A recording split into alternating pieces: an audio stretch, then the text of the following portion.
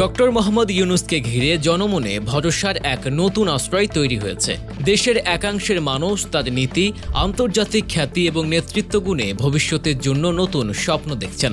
কিন্তু ঠিক এমন একটি মুহূর্তে রাজনৈতিক অঙ্গনে ছড়িয়ে পড়েছে একটি চমকে দেয়া প্রস্তাব, যা এক নতুন বিতর্কের জন্ম দিচ্ছে।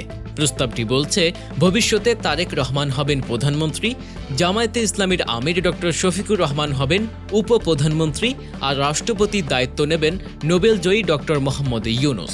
এই প্রস্তাব বাস্তবের প্রতিফলন নাকি নিছক গুঞ্জন, তা এখনও স্পষ্ট নয়। তবে এটি সামনে আসার পর থেকেই রাজনৈতিক বিশ্লেষকদের মধ্যে প্রশ্ন উঠেছে, এটাই কি হতে যাচ্ছে আগামী দিনের বাংলাদেশের শাসন কাঠামোর রূপরেখা? এই সম্ভাবনার পেছনের বাস্তবতা ও প্রেক্ষাপটে জানতে হলে পুরো ভিডিওটি আপনাকে দেখতে হবে।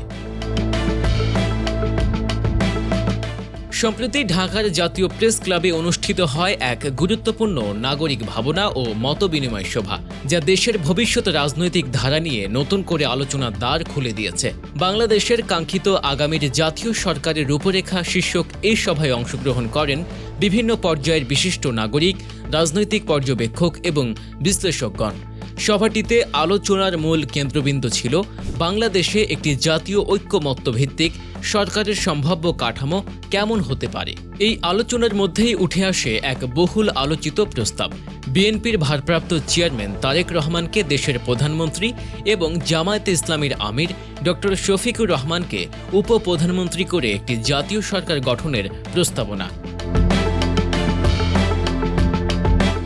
সভায় উপস্থাপিত প্রস্তাবনার আরেকটি উল্লেখযোগ্য দিক ছিল রাষ্ট্রপতি ও উপরাষ্ট্রপতির সম্ভাব্য নিয়োগ। প্রস্তাব অনুযায়ী নোবেলজয়ী অর্থনীতিবিদ ডক্টর মোহাম্মদ ইউনূসকে রাষ্ট্রপতির আসনে বসানোর কথা বলা হয়েছে। পাশাপাশি দেশের বর্ষীয়ান রাজনীতিক ও বিশ্লেষক ডক্টর বদির আলম মজুমদারকে উপরাষ্ট্রপতি করার প্রস্তাবও আলোচনায় উঠে এসেছে।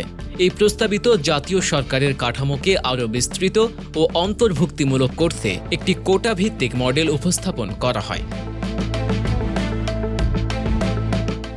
যার ভিত্তিতে প্রতিমন্ত্রী ও উপমন্ত্রী পদ বন্টনের রূপরেখা নির্ধারণ করা হয়েছে। তাতে দেখা যাচ্ছে বিএনপির 25%, জামায়াতের 20%, এনসিপির 15%, ইসলামী আন্দোলনের 5%, বিশেষ গুরুত্বপূর্ণ ব্যক্তিদের 10% এবং বাকি দলগুলো থেকে 25% প্রতিনিধির অংশগ্রহণ থাকবে।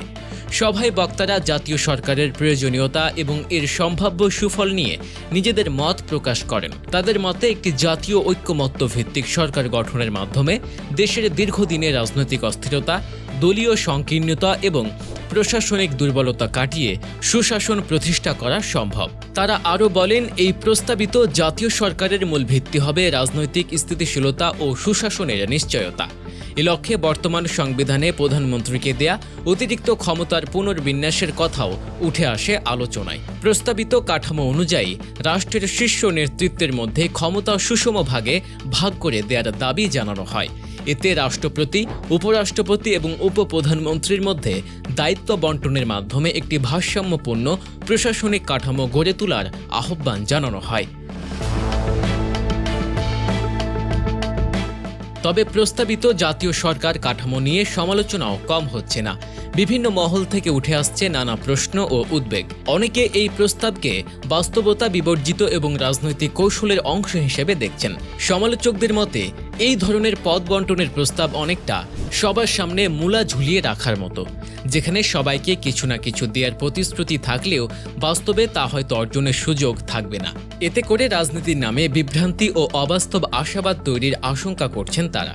আরও কিছু বিশ্লেষকদের মতে এভাবে দলীয় হিসাব করে পদ বন্টনের ফলে ক্ষমতার ভারসাম্য নষ্ট হতে পারে এবং রাজনৈতিক দুর্নীতি ও ক্ষমতার অপব্যবহার নতুন মাত্রা পেতে পারে। তবে আলোচনার মধ্যে একটি গুরুত্বপূর্ণ বিষয় অস্পষ্টই থেকে গেছে। এই প্রস্তাবিত পদ বন্টন কিভাবে বাস্তবায়িত হবে তা পরিষ্কার করা হয়নি। প্রস্তাবনায় বলা হয়েছে বিভিন্ন দল ও ব্যক্তিকে প্রতিমন্ত্রী ও উপমন্ত্রীর মতো গুরুত্বপূর্ণ পদ দেয়া হবে। কিন্তু প্রশ্ন উঠেছে, এই পদগুলো কি সরাসরি ভাগ করে দেয়া হবে নাকি কোনো নির্বাচনী বা সাংবিধানিক প্রক্রিয়ার মধ্য দিয়ে বন্টন করা হবে? এই দিকটি স্পষ্ট না হওয়ায় অনেকে বিষয়টিকে সন্দেহের চোখে দেখছেন। কেউ কেউ মনে করছেন যদি নির্বাচন বা জনগণের ম্যান্ডেট ছাড়াই কেবল রাজনৈতিক সমঝোতার মাধ্যমে এসব পদ বণ্টিত হয়, তবে সেটি গণতন্ত্রের মৌলিক চেতনার সাথে সাংঘর্ষিক হয়ে দাঁড়াতে পারে। তারেক রহমানকে নিয়ে জনগণের আস্থা প্রশ্নের মুখে, এমন ভাবনা উঠে এসেছে সাম্প্রতিক আলোচনায়। অনেক বিশ্লেষকদের মতে দেশের সাধারণ জনগণের মধ্যে তার নেতৃত্ব নিয়ে এক ধরনের দ্বিধা সংশয় রয়েছে। অন্যদিকে ডক্টর মোহাম্মদ ইউনূসের নেতৃত্বকে ঘিরে সাধারণ মানুষের সন্তুষ্টি ও প্রত্যাশা অনেক বেশি।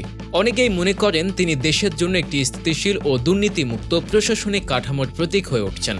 ফলে জনগণের একটি বড় অংশ চাইছেন ইউনূস যেন আরও কিছুদিন ক্ষমতায় থেকে এই ধারাবাহিকতা বজায় রাখতে পারেন। এই প্রেক্ষাপটে সাধারণ মানুষের মধ্যে এখনই নির্বাচন নিয়ে আগ্রহ নেই, বরং তারা বর্তমান ব্যবস্থাপনায় কিছুটা স্বস্তি বোধ করছেন। তবে বিপরীতে অবস্থান নিয়েছেন তারেক রহমান এবং বিএনপির শীর্ষ নেতারা। তারা খুব দ্রুত নির্বাচন আয়োজনের পক্ষে অবস্থান নিচ্ছেন এবং এই লক্ষ্য বাস্তবায়নে এক প্রকার মরিয়া হয়ে উঠেছেন। এই অবস্থান অনেকাংশেই জনসেন্টিমেন্টের বিরুদ্ধে যাচ্ছে, যা রাজনৈতিক পরিবেশকে আরও জটিল করে তুলেছে।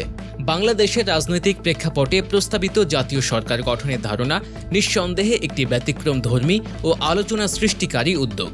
এতে একদিকে যেমন একটি বৃহৎ রাজনৈতিক ঐক্যের সম্ভাবনা দেখা দিয়েছে, অন্যদিকে এর কাঠামো ও বাস্তবায়ন প্রক্রিয়া নিয়ে তৈরি হয়েছে নানা প্রশ্ন ও বিতর্ক।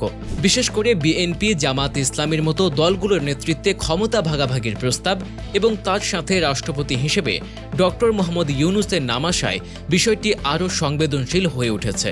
এই প্রস্তাবের পক্ষে যুক্তি হচ্ছে একটি অন্তর্ভুক্তিমূলক সরকার গঠন করে দেশের দীর্ঘস্থায়ী রাজনৈতিক অস্থিরতা ও অবিশ্বাসের অবসান ঘটানো সম্ভব। পাশাপাশি রাষ্ট্রের ক্ষমতার ভারসাম্য ফিরিয়ে আনার জন্য সংবিধান অনুযায়ী প্রধানমন্ত্রীর অতিরিক্ত ক্ষমতা পুনর্বিন্যাসের বিষয়টিও গুরুত্ব পাচ্ছে।